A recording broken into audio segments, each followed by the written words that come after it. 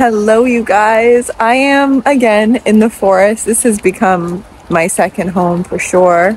First home is always inside, and it correlates to being inside of the home of the forest. It's quite spectacular, really, when you can allow yourself to have a relationship with the elementals all around us all the time. And it's also special, you guys, because nature truly is us, and it reflects us in so many ways. The more I've spent time in what feels like the stomach of who we are is the forest to me. It's been such a beautiful healer and mirror to who I am. And I see myself through the trees. I see myself through the sprouts. I see myself through the dead leaves on the ground. I see myself through the birds and the moss and the spores on the trees, replicating sometimes our human bodies. You know, I was listening to a tree, and I put my ear to it, and something it told me was quite beautiful, and it really touched me. A tree would not be as marvelous if it was just wood, if it was just plain bark. It's the coloration on the trees, it's the texture of the tree, it's the spores that inhabit the trees, the moss that makes it come to life. And that happens, and we discount this upon our human body. When we get acne, when we have body hair, which is all very normal things for us humans. And then we discount that as not being beautiful, when it is life. It is still life. And sometimes if you're finding yourself hard on yourself for your looks, or you aging, or getting acne, go into the forest and see the imperfection in the forest that makes this forest perfect in every sense of the term, word, perfect. Perfect. It's raining right now, and it's a great representation of how we need rainy seasons ourselves for growth, for nourishment. And the other thing too is there's always a protection from the rain. If you're getting too wet, if your tears are falling heavy and you need a break, there's always shelter. I'm sitting above some trees that are sheltering me right now from the current rain that's happening. You can take breaks with yourself. You can be easy with yourself. Forest is life. Forest is what provides us life. It provides us with breath.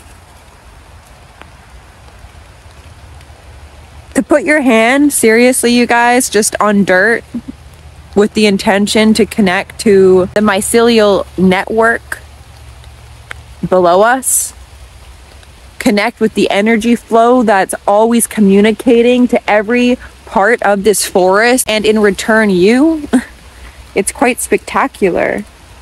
There's so much death upon the forest as well.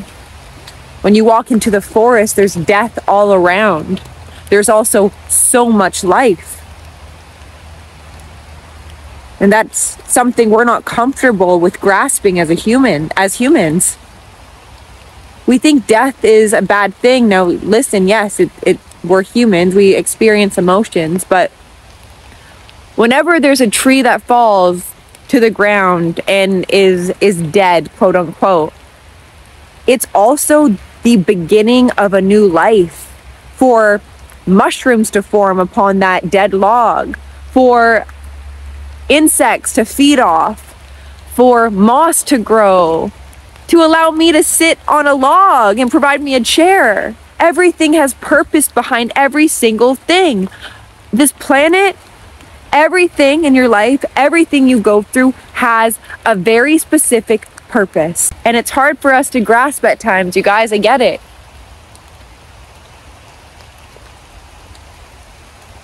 I get it.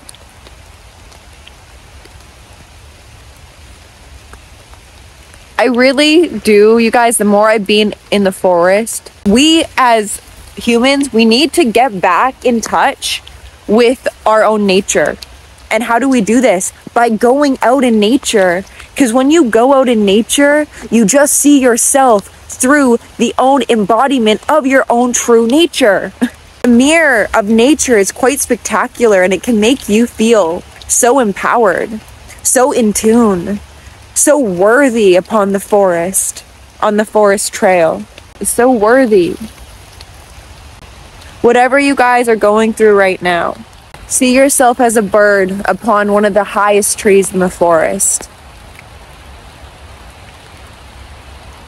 Now that bird got to that highest tree in the forest, not by already being upon the highest tree in the forest. It had to fly. It had to learn how to fly. If a bird didn't learn how to fly, a bird would not have the gift it was destined to be, which is flying.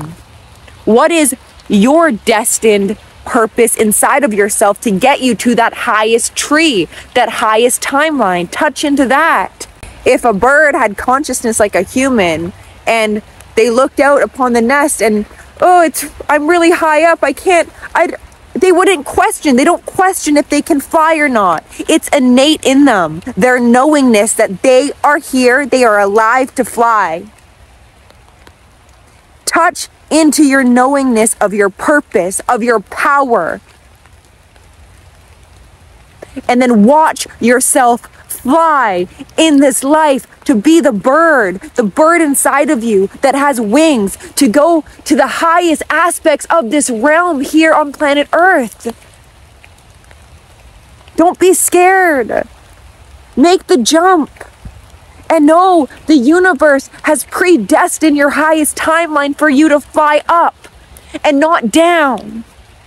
Unless you believe that you don't have wings, or you'll plummet to the ground. But even at that point, you'll find a new appreciation for your gift.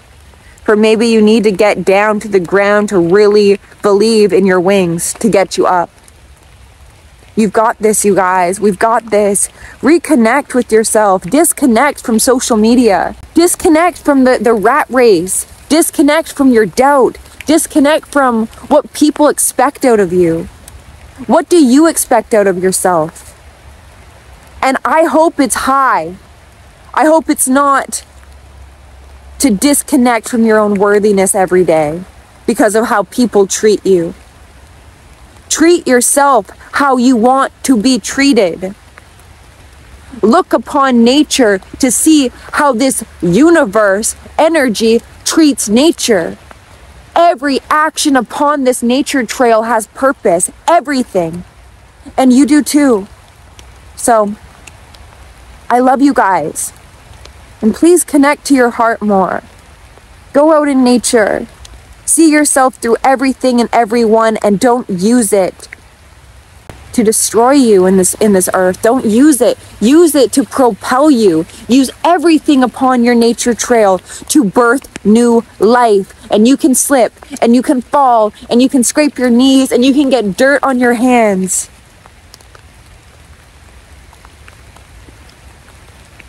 That's the way of life.